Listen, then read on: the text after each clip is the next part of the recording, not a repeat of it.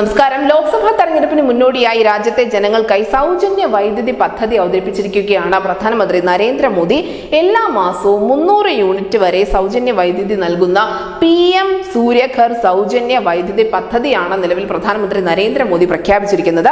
രാജ്യത്തിന്റെ സുസ്ഥിര വികസനത്തിനും അതിനോടൊപ്പം ജനങ്ങളുടെ ക്ഷേമത്തിനുമായാണ് ഈ പുതിയ പദ്ധതി ആരംഭിക്കുന്നത് എന്ന് പ്രധാനമന്ത്രി നരേന്ദ്രമോദി തന്നെ അദ്ദേഹത്തിന്റെ എക്സ് അക്കൗണ്ടിൽ വ്യക്തമാക്കിയിട്ടുമുണ്ട്. 75,000 കോടി രൂപ മുതൽ മുടക്കിലാണ് ഈ PM സൂര്യഘർ എന്നുള്ള പദ്ധതി തുടക്കമാവുന്നത്. പദ്ധതിയുടെ ആദ്യ ഘട്ടത്തിൽ രാജ്യത്തെ 1 കോടി വീടുകളിലായിരിക്കും ഇത് നടപ്പിലാക്കുക. പദ്ധതിയുടെ മുഴുവൻ ചിലവും കേന്ദ്ര സർക്കാർ തന്നെയാവും വഹിക്കുക എന്നുകൂടി പ്രത്യേകം ഓർമ്മിക്കേണ്ടതുണ്ട്. കാരണം ഈ പദ്ധതി വിജയിച്ചു കഴിയുമ്പോൾ പലപ്പോഴും പല സംസ്ഥാന സർക്കാരുകളും ഇതിന്റെ പേര് മാറ്റി മറ്റൊരു രൂപത്തിലൊക്കെ അവതരിപ്പിക്കാനുള്ള സാധ്യതയുണ്ട്. അതുകൊണ്ട് തന്നെയാണ് പ്രത്യേകമായി ഈ റിപ്പോർട്ടുകളിലൊക്കെ എടുത്തു പറയുന്നത് ഇതിന്റെ മുഴുവൻ ചെലവും കേന്ദ്ര സർക്കാർ തന്നെയാണ് വഹിക്കുന്നത്. ദേശീയ ഓൺലൈൻ പോർട്ടൽ വഴിയാണ് ആദ്യഘട്ടത്തിൽ ഈ പദ്ധതിയുടെ ഗുണഭോക്താക്കളെ തിരഞ്ഞെടുക്കാൻ ഒരുങ്ങുന്നത്.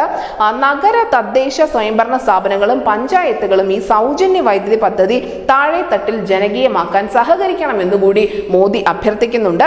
പദ്ധതിയെക്കുറിച്ചുള്ള അറിവ് എല്ലാ ജനങ്ങളിലേക്കും എത്തിക്കണം. കാരണം പലപ്പോഴും ഇത്തരത്തിലുള്ള ബൃഹത് പദ്ധതികൾ പ്രഖ്യാപിക്കുമ്പോൾ അതിന്റെ വിശദാംശങ്ങൾ ജനങ്ങൾ അറിയാതെ പോകുന്നുണ്ട്. തീർച്ചയായും ഇത് ഭരണതലത്തിലുള്ള ആളുകളുടെ കഴിവുകേട് തന്നെയാണ്. ജനങ്ങളെ അത് കൂടുതലായി മനസ്സിലാക്കിക്കുക അല്ലെങ്കിൽ അവരെ എഡ്യൂക്കേറ്റ് ചെയ്യുക എന്നുള്ള ഒരു കർത്തവ്യം അവർ നിർവഹിക്കാതെ പോകുന്നത് കൊണ്ടാണ് ഈ ഒരു വലിയ ഗ്യാപ്പ് വരുന്നത്. എന്തായാലും അത് ഉണ്ടാവാൻ പാടില്ല എന്നുകൂടി മോദി കർശനമായി പറയുന്നുണ്ട്. സൗജന്യ വൈദ്യുതി പദ്ധതി നടപ്പിൽ വരുന്നതോടെ ജനങ്ങളുടെ വൈദ്യുതി ബില്ലിലുള്ള ഭാരം കുറയുമെന്നും വരുമാനം വർദ്ധിക്കുമെന്നുകൂടി നരേന്ദ്രമോദി പറഞ്ഞിരിക്കുന്നു. എന്തായാലും വലിയ ഒരു പദ്ധതി തന്നെയാണ്. ഒരുപക്ഷെ നമ്മുടെ രാജ്യത്തിന്റെ മുഖച്ഛായ മാറ്റാൻ സാധിക്കുന്ന പദ്ധതിയാണ്. അതിനോടൊപ്പം സാധാരണക്കാരുടെ ജീവിതം കൂടി മാറി മറിയും. News desk news India Malayalam.